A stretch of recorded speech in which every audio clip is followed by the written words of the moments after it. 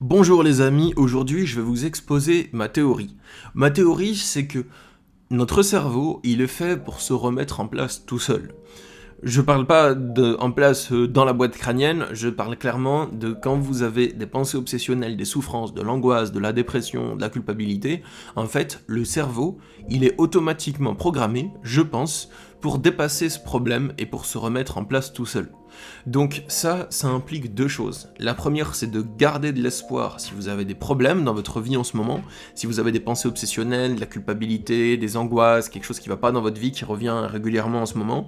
Et la deuxième, c'est de pas croire que vous êtes fou quand vous ne tolérez plus certaines choses, quand vous ne supportez plus certaines choses dans votre vie. Je m'explique. Je pense que quand notre cerveau n'est pas bien formaté, quand on a des conditionnements, quand on a appris à fonctionner d'une manière qui nous dessert, et bien petit à petit avec le temps, le cerveau va naturellement essayer d'évacuer ou de changer ce conditionnement. Il va avoir du mal à le faire, mais il va quand même tendre vers ça, il va tendre dans cette démarche. Je dis pas qu'il le fait tout seul et facilement, je dis juste qu'il est orienté dans cette démarche, dans le mieux-être, dans l'épanouissement. C'est pour ça que, à certains moments dans votre vie, vous aviez toléré des choses qui vous faisaient du mal. Vous avez vécu avec des personnes toxiques, par exemple, et vous avez toléré ça pendant longtemps, et c'est pour ça qu'avec certains moments, avec le temps qui passe, à certains moments, vous n'arrivez plus à tolérer ça. Au bout d'un moment, ça ne va plus. Vous bloquez, vous saturez. Et vous vous dites que c'est vous qui avez un problème parce que pendant longtemps, vous avez toléré ce travail qui ne nourrit pas votre âme. Pendant longtemps, vous avez toléré cette relation qui vous ennuie ou qui vous fait du mal, et un jour, comme ça, vous n'arrivez plus à vous forcer. C'est au-dessus de vos forces. Paf, le burn-out. Ou bien, paf, dans la relation, la crise existentielle. Et vous vous dites que c'est vous qui avez un problème de ne pas tolérer cette relation, de ne plus tolérer cette chose. Alors, je dirais oui et non. Selon le cas, peut-être que vous avez une crise existentielle et que vous avez envie de tout envoyer balader alors qu'en fait, ça va, et que cette relation elle est quand même bonne pour vous. Donc prenez du temps avant de prendre vos décisions. C'est pas parce que je parle de ça dans cette vidéo qu'il faut vous dire « Ah bah d'accord, dans ce cas j'envoie tout balader ». Non, prenez le temps de laisser reposer, de laisser infuser ce que je vous partage dans cette vidéo. Mais bon... C'est pour ça que dans certains moments, vous n'arrivez plus à tolérer les choses que vous tolériez avant. Peut-être que vous aviez un conditionnement, que vous avez appris à prendre sur vous, que vous avez appris à vous forcer, et que vous vous êtes forcé pendant longtemps. Et que, avec ce processus qu'accomplit votre cerveau pour évacuer, pour vomir tout ce qui ne lui fait pas du bien, au bout d'un moment, vous vomissez tout ce qui ne vous fait pas du bien, donc vous n'arrivez plus à vous forcer, en fait, à faire des choses qui vous font du mal. Et ça, c'est pareil que votre organisme physique. Quand vous mangez quelque chose qui n'est pas forcément bon pour vous, en fait votre corps il va digérer une partie et il va chier ou vomir le reste, clairement. Mais vous arrivez à le garder un temps dans votre corps. Si vous mangez un truc périmé, des fois vous le remarquez cash, mais des fois vous le remarquez pas sur le moment et vous avez l'impression d'avoir mangé un bon repas. Vous gardez votre truc périmé dans le ventre pendant longtemps, pendant quelques heures par exemple, et au milieu de la nuit, là, vous sentez qu'il y a la diarrhée explosive sa mère qui arrive et qui va vous retourner l'estomac. Et qu'est-ce que vous faites? Vous courez aux toilettes, vous ouvrez la porte, vous dites aux membres de votre famille « Laissez-moi passer !» Vous arrivez aux toilettes, vous ouvrez vos fesses et vous larguez la cargaison. Et là, il y a l'explosion de saveurs. Les toilettes sont repeintes. Le Vésuve, à l'envers, sort de votre cul. Putain, les amis... Vous le savez peut-être, mais je tourne mes vidéos très tôt le matin.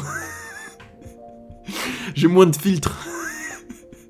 Autant je peux vous raconter des trucs super intelligents, mais les blagues de pipi caca c'est mon point faible, d'accord? Quelques minutes de fou rire plus tard, Stan est de retour. Je pense qu'au même titre que quand notre corps a besoin d'évacuer quelque chose qu'il gardait en lui qui n'était pas bon pour lui, notre cerveau a besoin d'évacuer certaines choses qu'il garde en lui qui ne sont pas bonnes pour lui aussi. Voilà, donc au bout d'un moment, notre cerveau il se remet en place. C'est pour ça que... c'est important, quand on traverse une période difficile de notre vie, c'est important déjà de considérer que si on n'arrive plus à tolérer certaines choses, ça veut pas forcément dire qu'on est fou. Peut-être qu'on a raison, peut-être que les choses qu'on tolérait avant, c'était normal et tout le monde le fait dans la société, mais c'est pas pour ça que c'était bon pour nous. Voilà.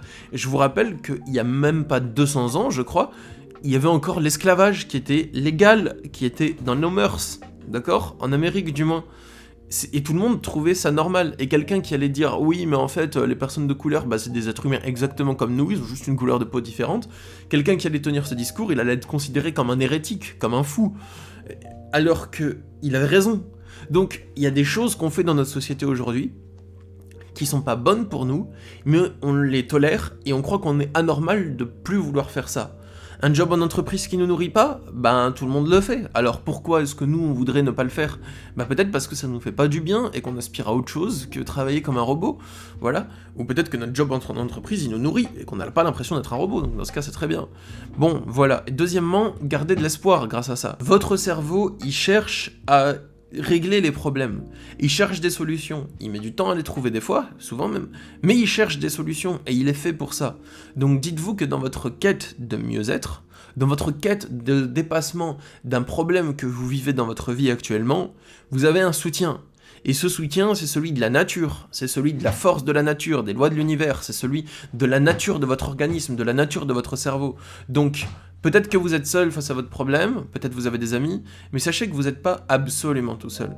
Dans votre quête, vous avez le soutien du processus naturel de votre organisme. C'est comme si vous aviez le soutien de votre univers, le soutien de votre nature dans votre processus de dépassement de la souffrance.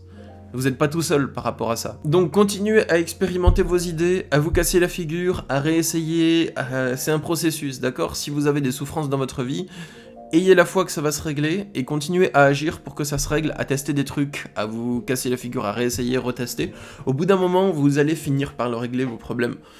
Moi, une fois, j'ai été confronté à un problème, même 2 fois, tellement difficile à vivre, intérieurement parlant. Extérieurement, ça allait, hein, tout baignait. Mais intérieurement, c'était tellement difficile à vivre que je croyais que j'allais jamais le résoudre, en fait.